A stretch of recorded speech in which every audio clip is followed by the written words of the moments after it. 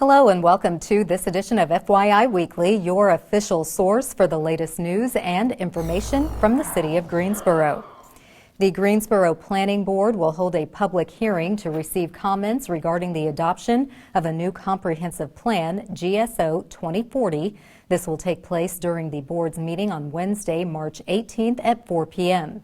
The Greensboro City Council will hold a public hearing and make a final decision on plan adoption at its regular meeting on Tuesday, April 21st. Both meetings will take place on Level 2 of the Melvin Municipal Office Building, located at 300 West Washington Street. The most recent draft of the comprehensive plan, along with upcoming events, is available on the GSO 2040 webpage. A copy is available for review in the Planning Department on the third floor of City Hall, as well as a brief survey available through Wednesday, March 18th. The Planet GSO public engagement process involves staff either hosting or attending more than 150 events, resulting in more than 6,000 comments. The public input is reflected in the plan, which represents the community's vision for Greensboro in 20 years, creating a broad framework of policies for achieving that vision. The Mayor's Committee for Persons with Disabilities is accepting applications for the Stephen Nyer Memorial Scholarship for outstanding students with disabilities.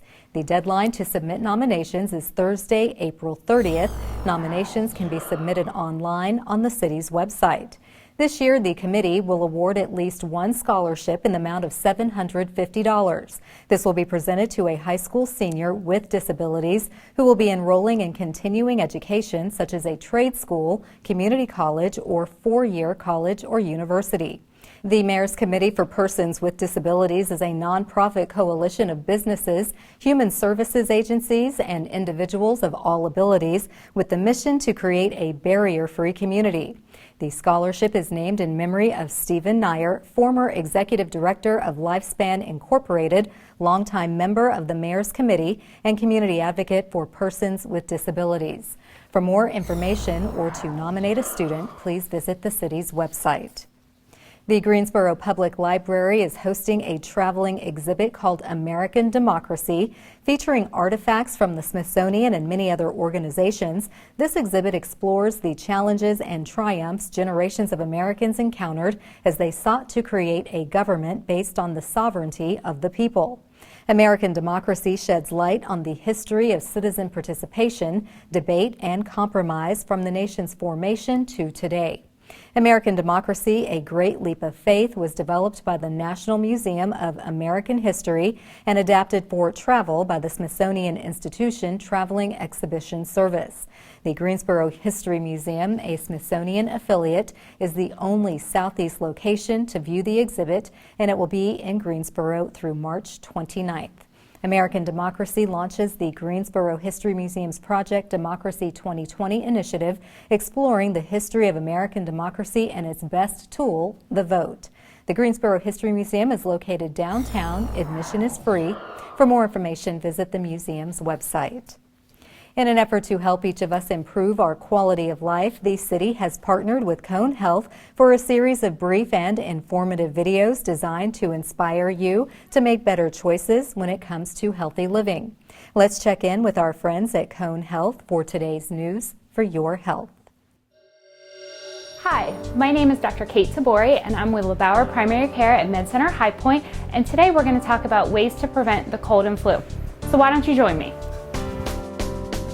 So frequently we get asked, what is the difference between a cold and the flu?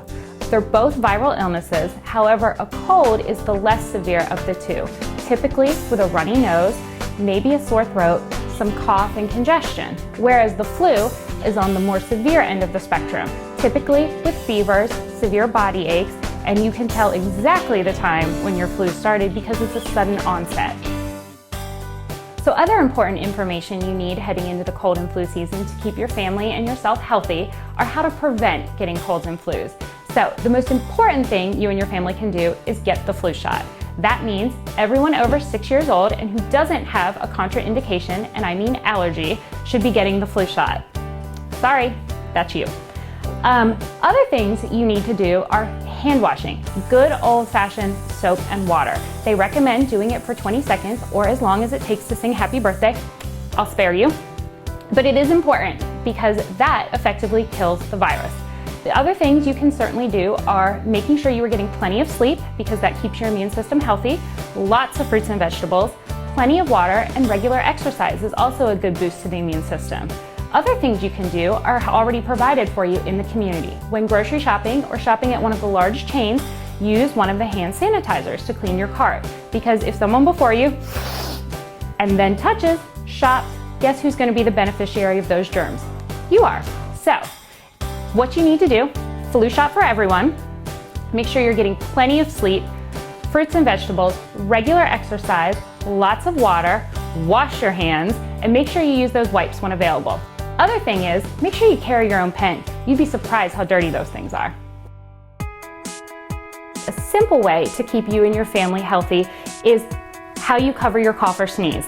And the old way, where we used our hands, well, that doesn't work out so well. Cough, touch, kind of gross. You've now left those who come behind you susceptible to your germs. So what we recommend and try and teach even our youngest patients is to cover your cough or sneeze like this. That way, your hand is still clean and free to touch doorknobs, pens, counters, or cabinets without getting those behind you sick. Typically, the next question we hear is, well, if I know it's a cold or I know it's the flu, when do I go and see my doctor? The answer to that question is, if you have the cold, we recommend that you stay home and treat supportively with over-the-counter measures such as cough syrups, decongestants, and maybe pain relievers such as Tylenol or ibuprofen. Whereas if it's the flu and you're suffering from high fevers that don't go away with Tylenol or ibuprofen, severe headaches, any shortness of breath or chest pain, we recommend that you call your doctor and schedule an appointment. The other people who need an appointment to be seen are those people who fall under the category of chronic medical conditions, or the very young, under 2, or the older people in the community. Thanks for joining me today. Hopefully, I've given you and your family some good information to keep you healthy this winter. Remember, get those flu shots, wash your hands, and hopefully I'll see you and your family somewhere other than the doctor's office. I'm Dr. Kate Tabori, and for more information, go to conehealth.com. Creative Greensboro is excited to share the winning submission of its logo contest. We'll have that story and more news coming up after the break. Stay with us.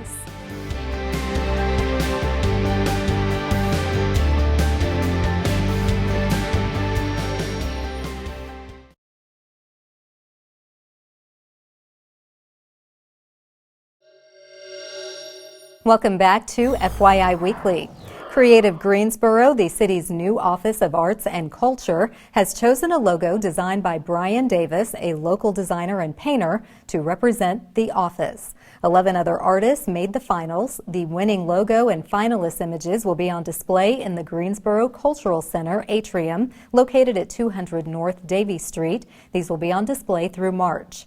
Ryan Deal, the director of Creative Greensboro, said, "We are thrilled at the opportunity to celebrate all who contributed. We chose Brian's design because it communicates energy, enthusiasm, and creativity without tightly linking it to any particular form or genre, since the focus of our work will be quite broad." Residents submitted more than 100 logo designs for consideration. Davis received $1,100 as the top prize. He is the owner of Brian Studio.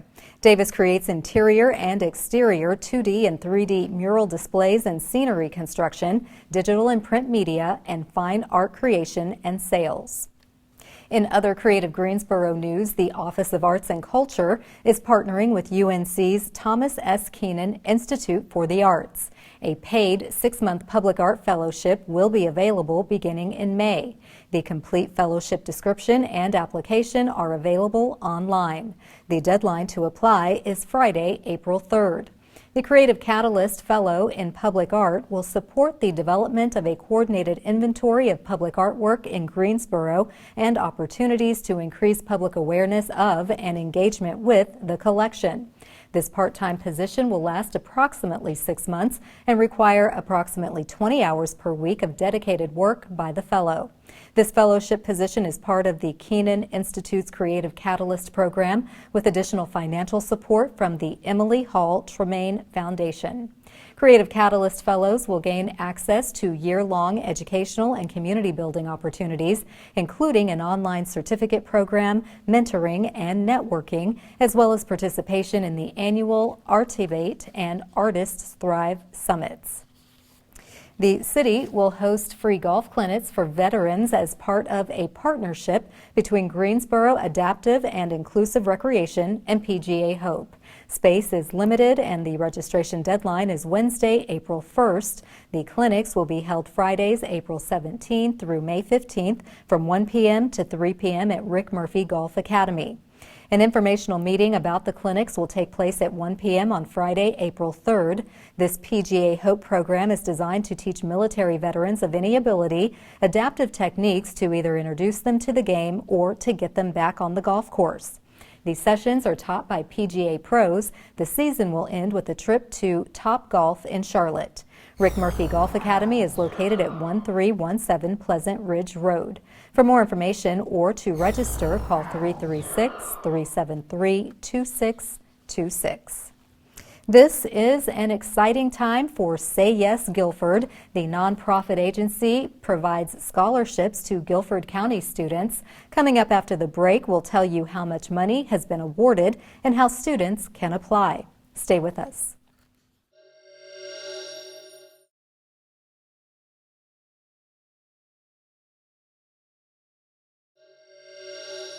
Welcome back to FYI Weekly. 4 years ago, Say Yes Guilford awarded its first scholarships to graduates of Guilford County schools. Now, some of those students are about to complete their 4-year degrees, while Say Yes continues to award scholarships and provide support services. Joining me now to explain the eligibility process is Brandy Kennedy. She is the Assistant Director of Student Outreach and Retention for Say Yes Guilford. Hello, Brandy. Welcome to the show. Hello. Thank you for having us. Thank you for joining me. Tell me, I know a lot of people have heard about Say Yes Guilford. How much scholarship money has been awarded up to this point? Yes, so to date, Say Yes Guilford has awarded over $8.5 million in scholarship.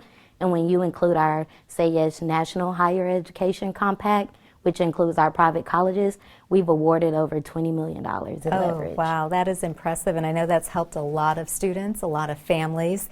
How does the scholarship process work for those who aren't familiar? Yes, so 12th grade students who are enrolled in public high schools in Guilford County are eligible to complete their application beginning on October 1st. And so our application opened up October 1st of 2019, and so we asked that students complete their registration at sayyesguilford.org/scholarships, and we ask that they indicate their school enrollment by June 1st. Okay, so the eligibility is strictly for students in Guilford County school, any school, or just the public school? Correct. So if you are a 12th grader at one of the 28 public Guilford County high schools, then you are eligible to complete the application, and you must also complete the FAFSA. Okay, that sounds easy enough. I'm sure a lot of people are jotting this down because they want that scholarship money. Do you offer support to high school students as they're planning to go to college? So yes, we understand that money is not the end-all be-all for college and the rising cost of tuition, but we also offer other services, and those include SAT prep, ACT prep.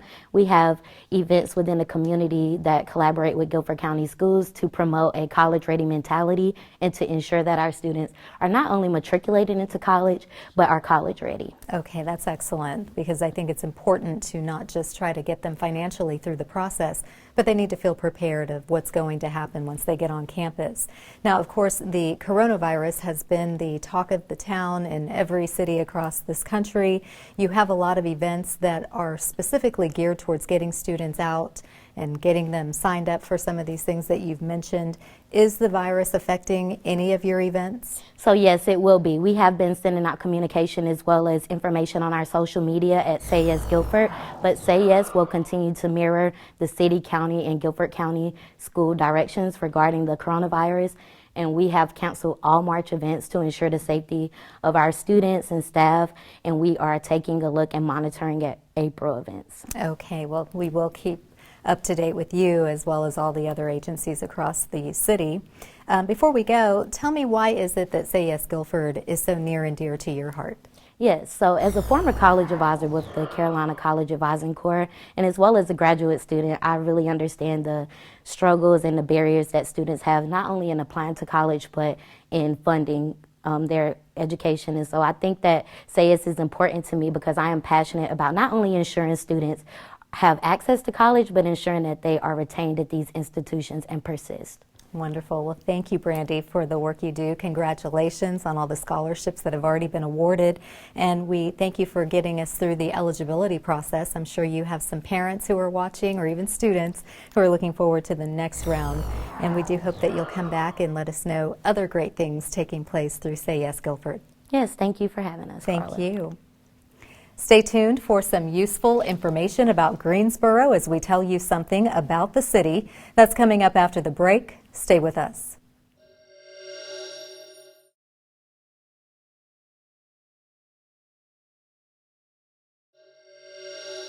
Welcome back to FYI Weekly.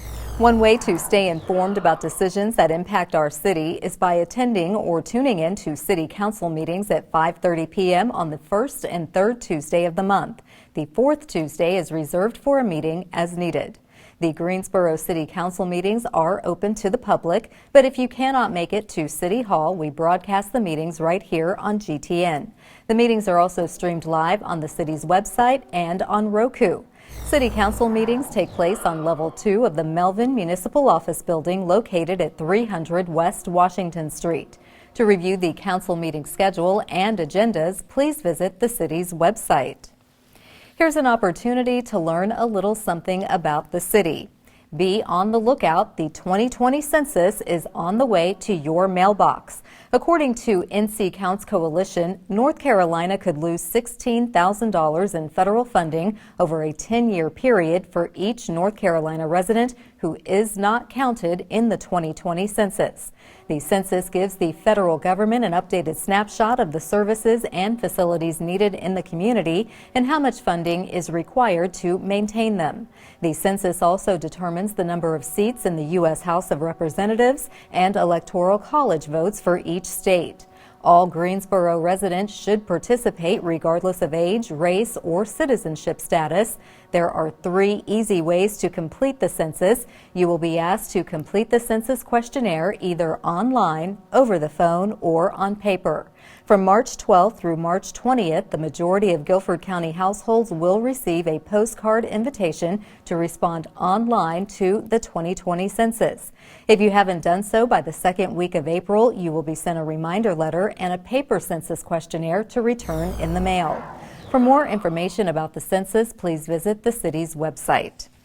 Coming up after the break, we'll showcase our department spotlight. But first, prepare to mark your calendar for all the great events happening this week on the town.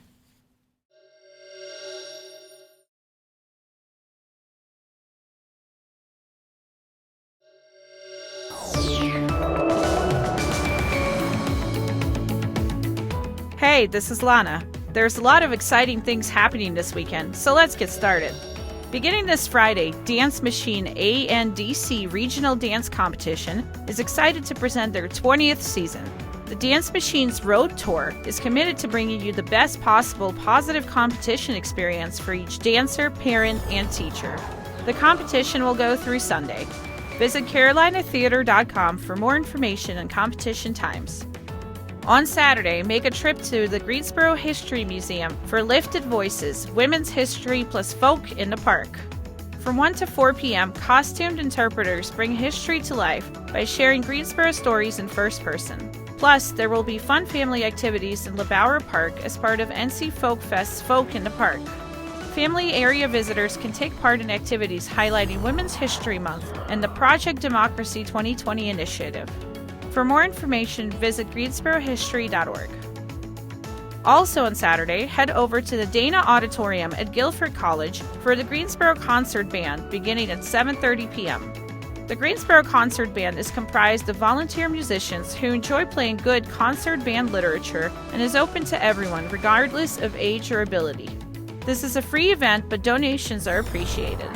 For more information on the Opus concert series, visit greensboro-nc.gov/opus. Beginning on Sunday, the Triad Stage will begin the run of Pride and Prejudice. Shake off the mothballs. This isn't your grandmother's Jane Austen. In a world of ball gowns and palatial estates, dance into a world of mixed-up lovers in this irreverent adaptation of the classic romance. The show will run through April 12th. Visit tryotstage.org for showtimes and ticket information. Keep watching FYI Weekly right here in GTN to find out about more events happening on the town.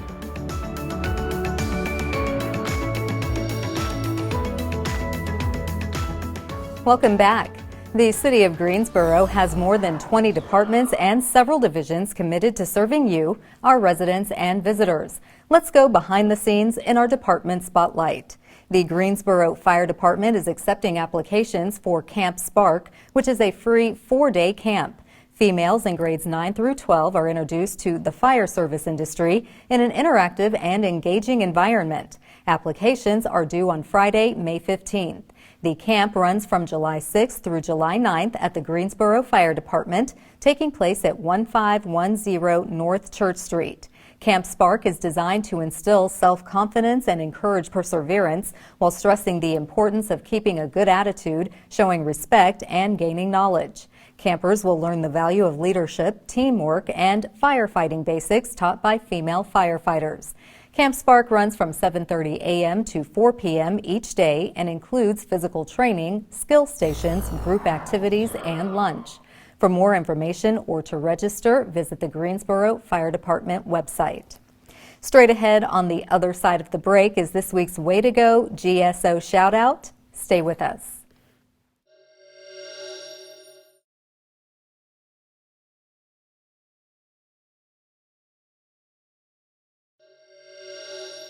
As we draw to a close, we always want to end on a positive note with our Way to Go GSO shout out. This week's shout out goes to the Greensboro History Museum. The museum set the backdrop for this year's International Women's Day luncheon. The theme was Women Crafting Democracy. Attendees heard from Durham-based maker and writer Betsy Greer as she explained the international movement known as craftivism. Through knitting, stitching, writing, research, advocacy, and sharing the work of others, Betsy Greer has helped shape this international movement, bringing together craft, activism, and civic engagement. This concludes this edition of FYI Weekly, but you can easily stay connected to the latest city news by linking to us on Facebook, Twitter, YouTube, and Instagram. Alexa users can subscribe to our 5-minute flash briefings. Be sure to download our weekly podcast, Talk City Greensboro. And now GTN is streaming on Roku. For all of us here at the City of Greensboro, thanks for watching, and we'll see you next time.